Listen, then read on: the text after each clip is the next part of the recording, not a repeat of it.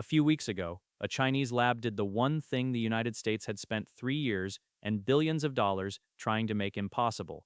It trained one of the most powerful AI models on the planet, without a single Nvidia chip, not one.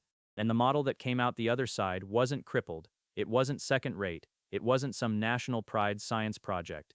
It came out cheaper to run than almost anything Silicon Valley is selling, and good enough that American engineers spent a weekend tearing it apart, trying to work out how it was even done. In the next few minutes, I'll show you exactly how China pulled it off, the brute force machine that made it possible, and the one catch nobody who cheered this wanted to put a number on, even though it might be the most important number in the entire story. But first you have to understand the bet America made, because this whole thing is the sound of that bet breaking. The bet was simple, and on paper it looked brilliant. Modern artificial intelligence runs on American silicon, specifically on Nvidia's. And Nvidia's grip came in two parts. The first was the hardware, the fastest chips on Earth for training AI, a class of processor the rest of the world simply could not match. The second, and the deeper one, was software, a system called CUDA that virtually every AI engineer alive learned on, the invisible standard the whole field was built around. So the logic in Washington went like this: take Nvidia away from China, and you don't just remove a supplier. You remove the floor they are standing on, cut off the chips, freeze the country's AI in place. That was the plan. So how did one company get an entire planet hooked? Training a large AI model means running the same kind of math billions upon billions of times, in parallel, and a handful of Nvidia's chips, the H100, and its successors, became the undisputed best instrument ever built for doing exactly that. But raw speed was the easy half to understand. The real trap was CUDA. For 15 years, virtually every AI engineer on Earth learned on it. Every tool, every shortcut, every tutorial assumed it. You can copy a piece of hardware. It is much, much harder to copy 15 years of muscle memory. That was the moat everyone said could not be crossed. So when Washington moved, it moved on exactly that pressure point. First, it banned the top-end chips. Then, when Nvidia built a slower, China-specific version called the H20 to stay inside the rules, the government restricted that too. The result was blunt, and it was effective at first. Nvidia, a company that by some estimates once held the overwhelming majority of China's AI chip market, watched that business fall towards zero. The financial hit was staggering. In a single quarter, the company took roughly an $8 billion charge tied to chips it was no longer allowed to ship into China, and wrote its expected China revenue from that line down to nothing. Nvidia's own chief executive, Jensen Huang, called the ban deeply painful. From Washington's side of the table, that pain was the entire point. China's AI ambitions, the theory said, were now running on borrowed time and second-rate hardware, except China didn't fold.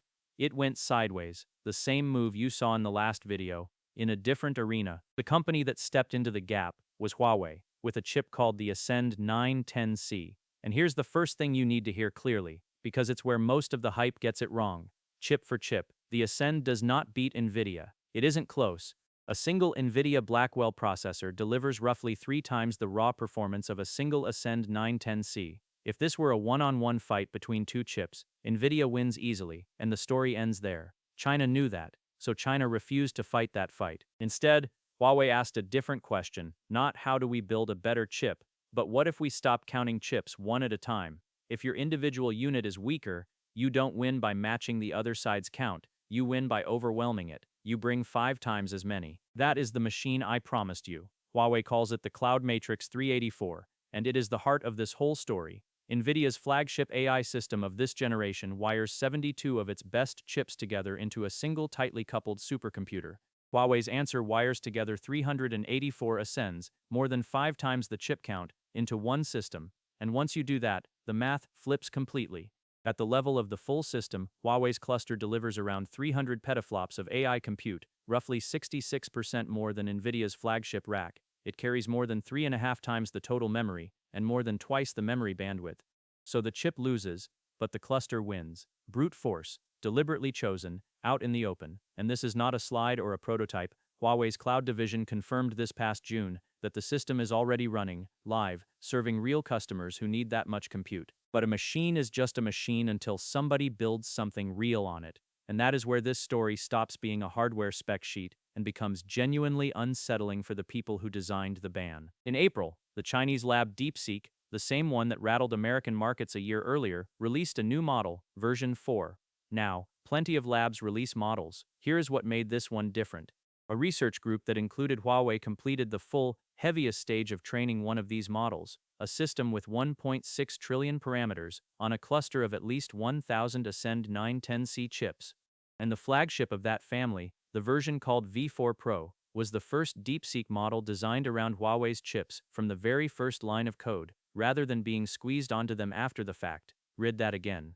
The most sensitive, most compute-hungry part of building a frontier AI model, the part the export controls were specifically designed to choke, was done in China, on Chinese silicon, with no Nvidia in the room, and the model that came out the other side was not a science fair project. It was priced to draw blood. DeepSeek set the cost of running V4 Pro at around $3.50 per million words of output, and a lighter version at 28 cents, pricing that undercuts most of its Western rivals so sharply that the comparison almost looks like a typo. The thing the ban was supposed to make impossible didn't just happen. It happened, and then it came in cheaper. So at this point, the obvious question is, if this works, why isn't everyone doing it? Why is this not simply game over for Nvidia? And that brings us finally to the catch, the number that was missing from every triumphant headline. The number is power, electricity. Remember that Huawei wins by using 5 times as many chips. 5 times as many chips draw an enormous amount of energy. The semiconductor research firm SemiAnalysis, which published the closest thing anyone has to an independent breakdown of these two machines, laid the trade out in stark terms. Nvidia's flagship system sips, relatively speaking, around 145 kilowatts. Huawei's CloudMatrix, to deliver its bigger numbers, pulls roughly 560 kilowatts. That's close to 4 times the power for the same job. Measured by performance per watt, how much intelligence you get out of each unit of electricity, Nvidia's system is still more than twice as efficient. China didn't break the laws of physics, it paid them off, in energy. And that is a much bigger deal than it sounds, because it tells you the precise shape of this strategy. China is converting 2 things it has a lot of: cheap, abundant electricity, and the industrial will to build chips at scale, into the one thing it was denied: frontier AI.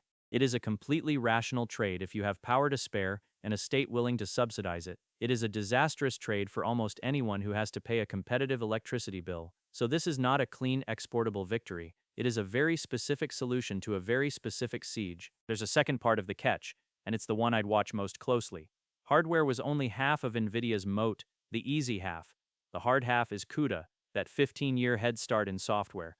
Migrating a model like DeepSeek's off Nvidia's tools and onto Huawei's reportedly took serious time and serious pain, and it is exactly why V4 arrived later than people expected. Every Chinese lab that follows has to walk through that same fire. But, and this is the part that should genuinely worry Nvidia, somebody just walked through it and came out the other side with a working frontier model. The first crack in a wall is always the most expensive one. The cracks after it are cheaper. So let's be careful and honest about what we actually have here, because this channel is not in the business of selling you a Chinese miracle any more than an American one. What we have is real, a frontier-class model, trained on domestic chips, shipping at a price that embarrasses the competition.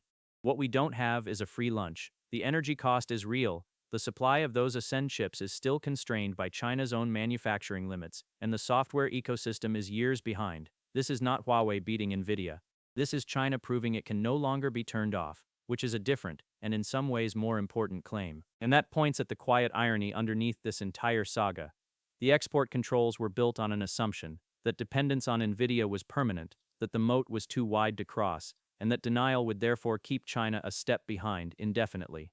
What denial actually did was hand a guaranteed, captive, billion-customer market to Huawei and force the entire Chinese AI industry to do the one thing it had never been economically rational to do before: build its own stack, top to bottom.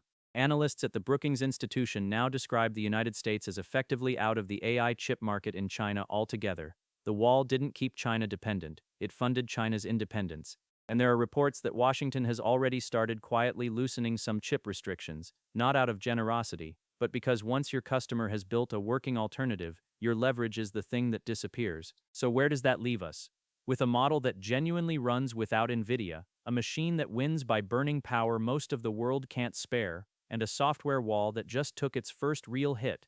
The decisive question from here isn't whether one Chinese chip can beat one American chip. That was always the wrong fight. It's whether China can drive that energy cost down and that software ecosystem up faster than the West can re-extend the lead it spent 3 years giving away.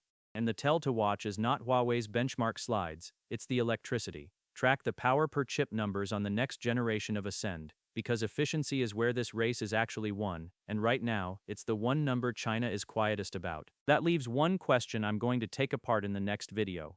If America's two great chokeholds on China, the chip machine and the AI chip, are both leaking at the same time, then there is one lever Washington still holds that China genuinely cannot root around yet. I'll show you what it is, and how long it might last. If you want it the day it's ready, subscribe.